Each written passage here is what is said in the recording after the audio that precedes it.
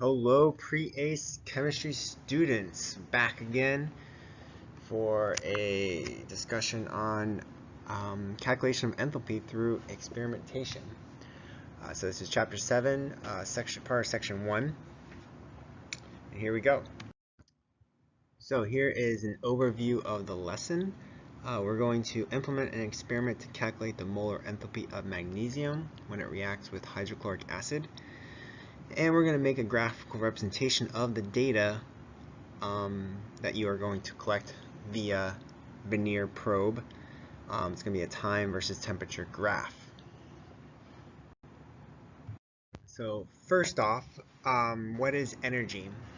So we talked about a little bit in previous sections, but energy is always all around us. Whether it's just humans to function in a biological manner through respiration, as well as simple everyday activities.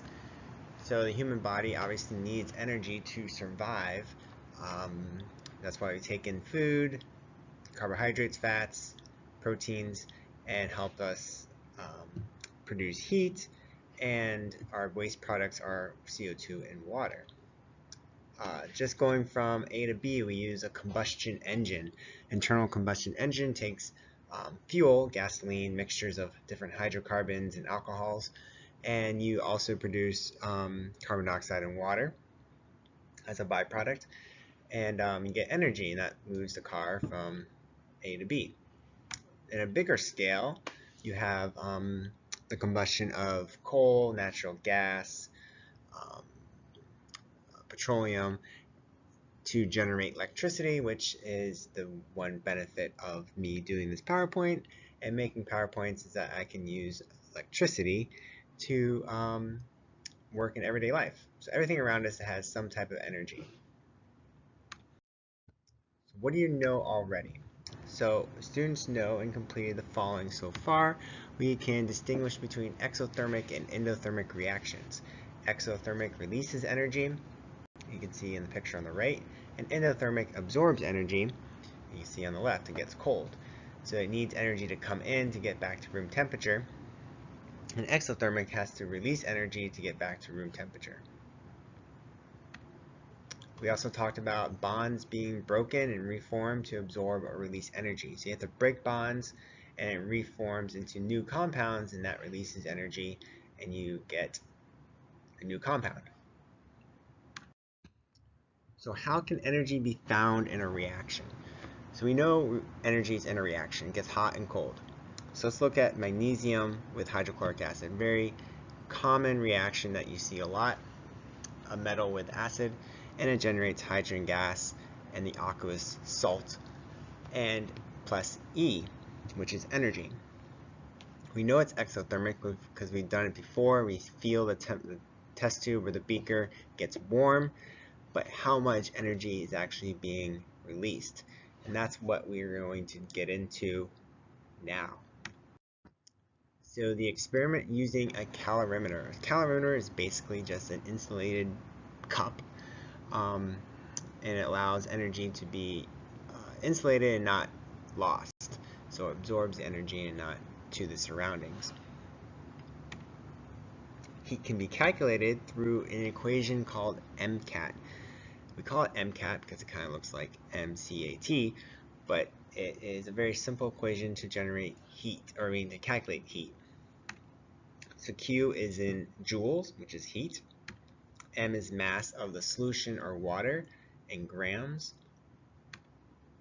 C is the specific heat of the solution. Generally, we're always going to use 4.18 joules per gram Celsius, because that is the specific heat of water.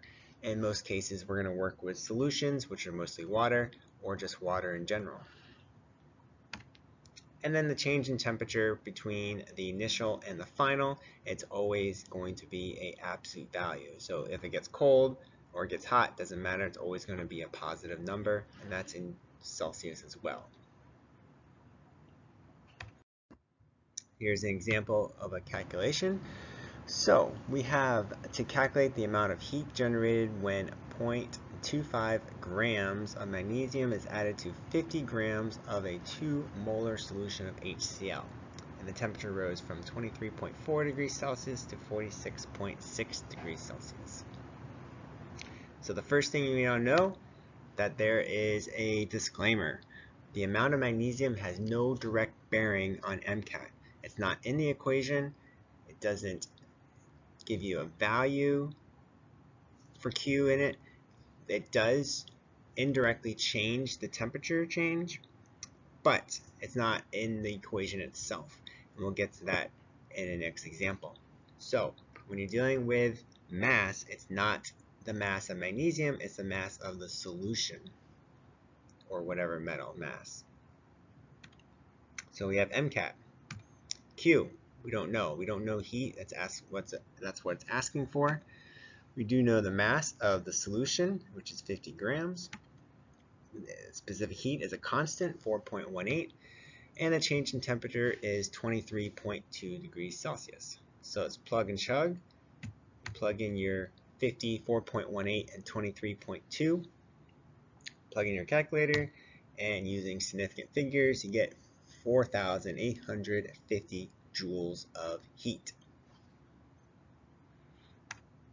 So what you're thinking, when does magnesium come in play? Why is it so important that we're given the 0.25 grams of magnesium? Good question. That is what we're going to do with enthalpy.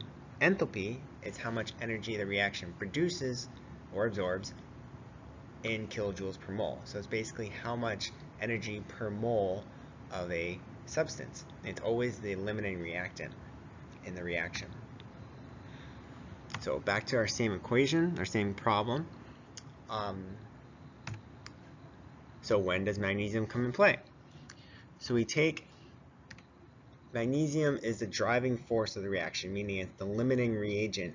It gets used up first. So that means HCl is the excess. It's always important to understand that the solution or the water is always in excess, that the mass of the magnesium or calcium or whatever metal we're working with or compound gets used up. Because it doesn't get used up, that all the energy does not get released or absorbed.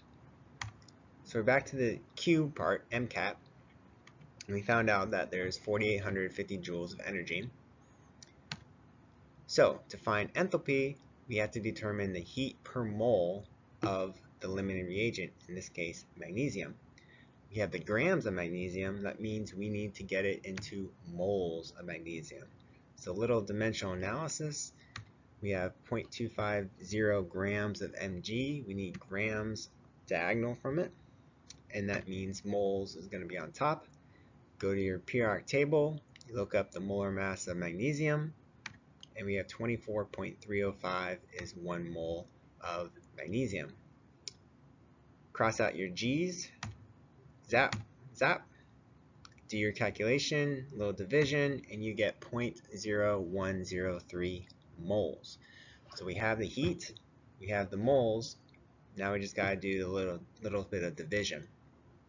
But you got to remember that enthalpy is in kilojoules. So we have to make sure we divide the heat by 1,000 to get kilojoules. So it's 4.85. Divided by the moles that you found, 0.0103, little division, and you get 471 kilojoules of energy, or per mole of energy. And that's your enthalpy.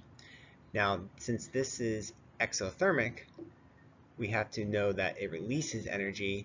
That's why the sign is negative, because it is exothermic. If it was positive, it would be endothermic. So that means if the temperature goes up, your enthalpy is negative. If the temperature goes down, the enthalpy is positive. Here's your turn.